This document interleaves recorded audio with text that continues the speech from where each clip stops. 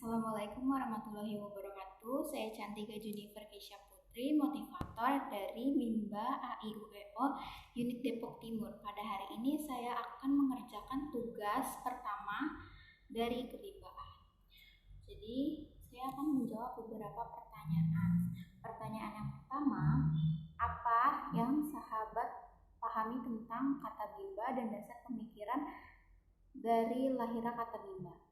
Jadi, filosofi bimba merupakan dasar pemikiran dari lahirnya kata bimba. Dasar pemikiran bimba lahir dari tujuan hidup setiap manusia, yaitu mencapai kebahagiaan.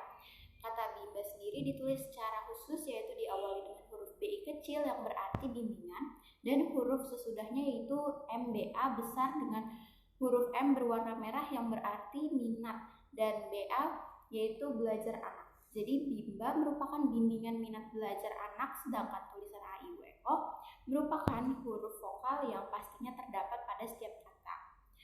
Kemudian saya akan menjawab pertanyaan yang kedua. Jelaskan konsep kebahagiaan dan konsep pembelajar yang sahabat pahami. Jadi bahagia adalah sebuah kondisi di mana hati kita merasa nyaman, aman, damai, dan optimis. Bahagia bukanlah suatu hal yang bisa dilihat ya, tetapi bisa kita rasakan sendiri atau orang lain rasakan.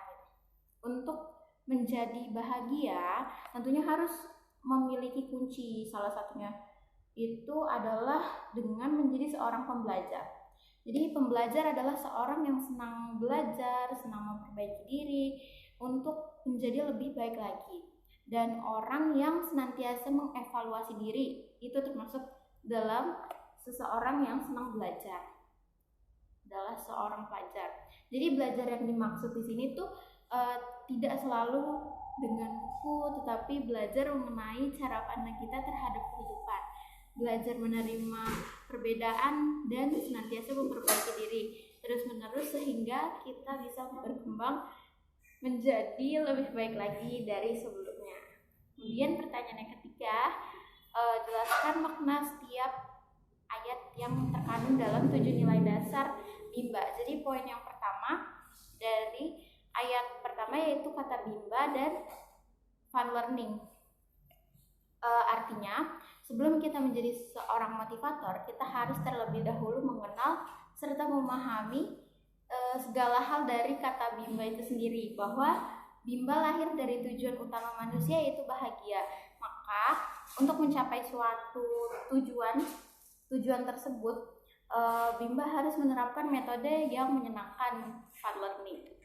Kemudian poin yang kedua dari poin ayat kedua yaitu anak adalah anugerah yang diberikan oleh Tuhan Yang Maha Esa. Artinya setiap anak terlahir dengan fitrah sebagai seorang pembelajar dari Tuhan yang harus dijaga dan dibimbing supaya bisa menjadi seseorang yang senantiasa memperbaiki diri.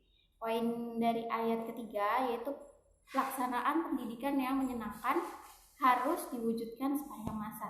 Artinya pelaksanaan pendidikan yang menyenangkan pasti akan berdampak selalu berulang, maka harus diwujudkan sepanjang masa.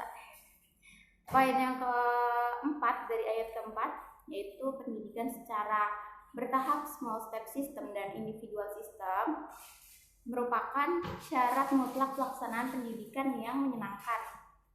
Artinya pendidikan harus dilakukan secara bertahap dan sesuai dengan kemampuan serta kemauan yang merupakan syarat mutlak dari pelaksanaan pendidikan yang sepenuhnya menyenangkan.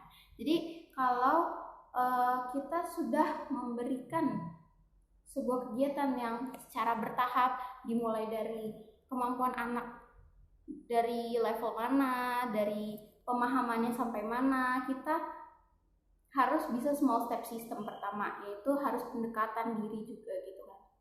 Pendekatan diri yaitu individual system. Jadi kita harus mengenal kemampuan dan kemauan anak tersebut.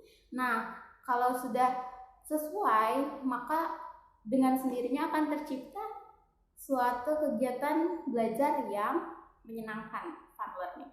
Kemudian poin dari ayat kelima, bimba merupakan hak anak sekaligus kewajiban setiap orang dewasa.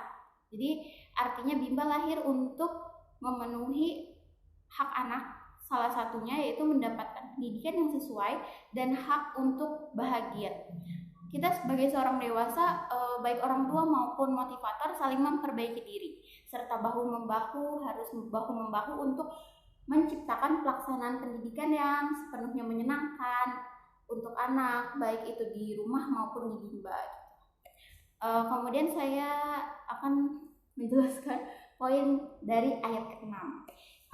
Ayat ke-6 yang poinnya yaitu setiap anggota komunitas Bimba senantiasa menjadi manusia yang senang belajar, mandiri sepanjang hayat. Jadi artinya setiap individu yang bergabung dalam komunitas Bimba itu senantiasa menjadi pribadi yang berprogres, senantiasa menjadi pribadi yang senang belajar dan senang memperbaiki diri untuk menjadi lebih baik lagi dari sebelumnya. Kemudian poin ayat ke-7 yang terakhir yaitu anggota komunitas Bimba senantiasa mensosialisasikan kebimbaan pada seluruh masyarakat. Artinya kita sebagai bagian dari Bimba senantiasa mensosialisasikan, mengenalkan serta memperluas wawasan kepada masyarakat mengenai arti Bimba dan Bimbaan. Terima kasih. Wassalamualaikum warahmatullahi wabarakatuh.